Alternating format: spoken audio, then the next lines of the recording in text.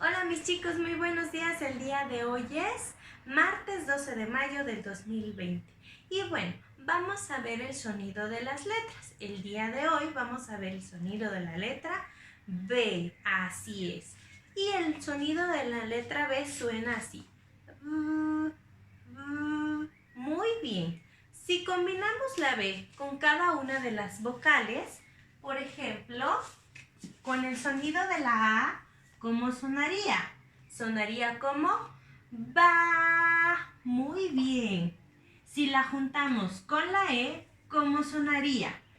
Ve. Si la juntamos con la I, ¿cómo sonaría?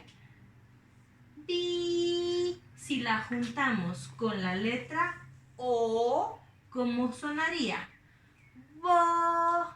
Y si la juntamos con la letra U, ¿cómo sonaría? Bu. Muy bien, excelente.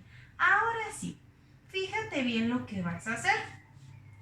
En tu cuaderno de cuadro alemán vas a escribir dos nombres que empiecen con la letra B mayúscula. ¿Por qué B mayúscula?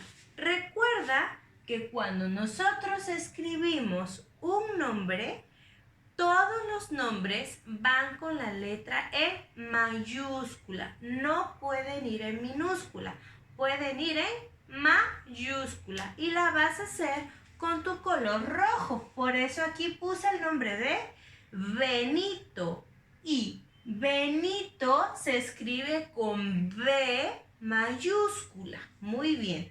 Segundo ejemplo, Bárbara. Bárbara se escribe con B mayúscula. Muy bien, mis amores.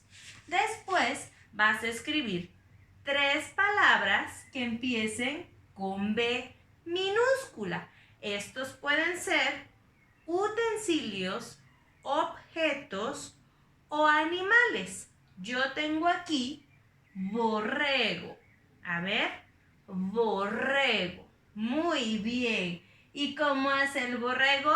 Ve. Muy bien. Burbuja.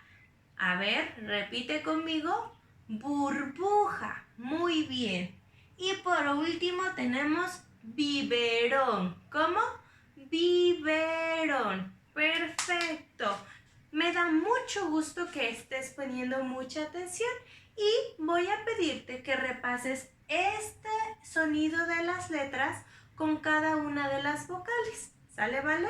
Cuídate mucho. Bye.